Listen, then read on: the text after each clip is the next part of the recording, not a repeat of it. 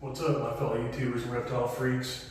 I've got a couple snakes turned loose in this room. One of them's my mocha tiger. I've been having a pushing issue with her where her face will be swelled up, so I'm trying to let her spend a little more time in this open room. Try to help alleviate the issue she has. She might have like a broken tooth or something inside there that's causing the swelling, but the last time that I recaged her, she seemed to be doing quite a bit better with the swollen lips. And then also, while I was cleaning cages, I've got my sulawesi female in here. I've been trying to spend a little more time with her. She's one of those snakes where she's going to be, I want her to be a big snake. And of course, I haven't really been feeding her as heavy as some of the snakes I used to originally when I got into keeping. But I can tell she's one of those ones that she's pretty active and reactive also as well. So it takes a little bit of getting her in and out of the cage. You got to be real careful.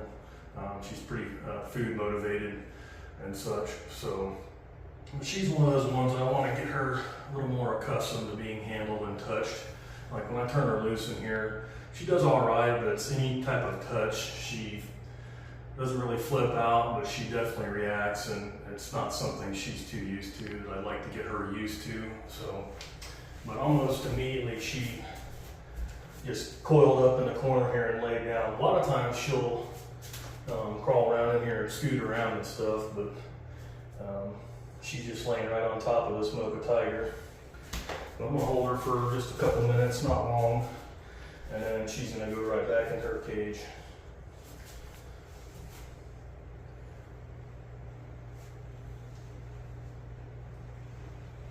You know, I can't even remember the last time I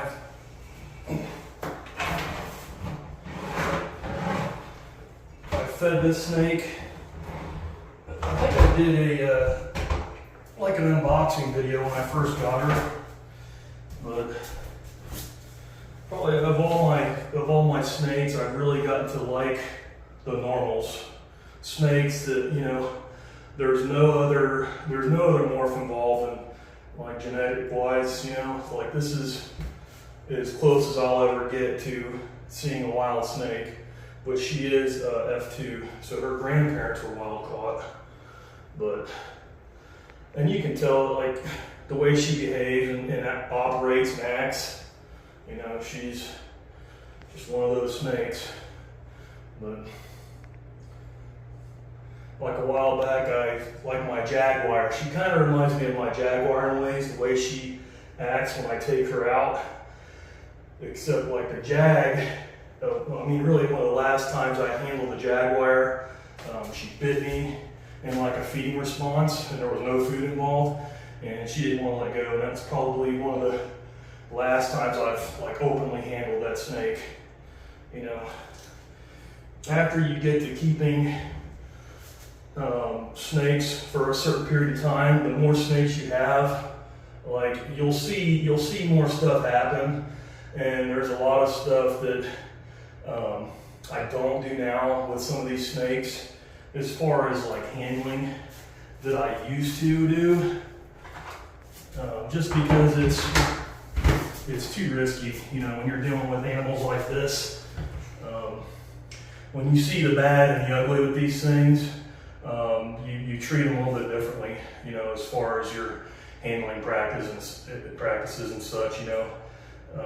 Like I've got some, like mainly male retics that I do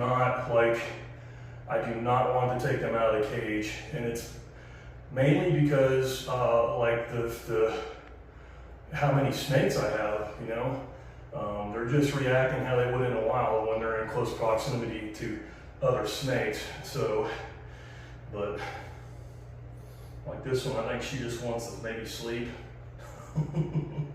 Normally she's all over the place, but as far as snakes, I'd say like the pattern, it's a wild type, you know, and the color and the pattern of this thing is like, she's one of my favorites for retic wise.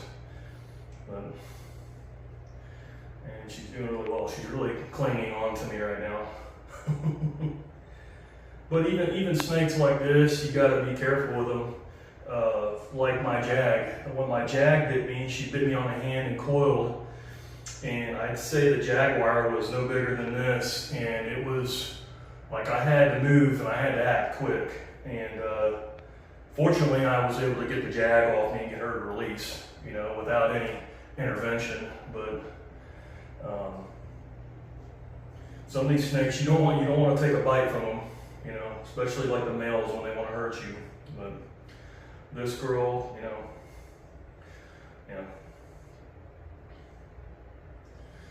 Maybe she likes listening to me and hearing my voice, and that's why she's behaving so well and not really scooting around like she normally does. Absolutely beautiful snake. All right, guys. Well, I hope you enjoyed, and we'll see you next time. Bye now.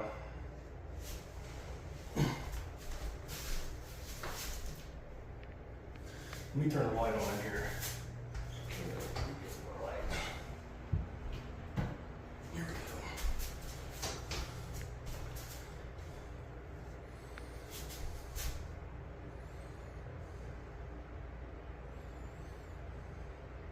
Oh yeah, as far as feeding this thing, I think the last I fed her, I think I gave her like a big jumbo chicken, a meat chicken, a meat bird. I think that's what I gave her last. But it's been 3-4 weeks probably. You know, I lose track of when I feed these things anymore. I used to once I would feed kind of like every week, or try to at least get it in every week, and then I kind of kept track. And now anymore, it's like due to my time schedule and work schedule and things I'm doing around here, try to improve the place. And I lose track and I forget. So it'll be weeks, over a month and a half sometimes before I feed everybody. But anyway, all right guys, bye now.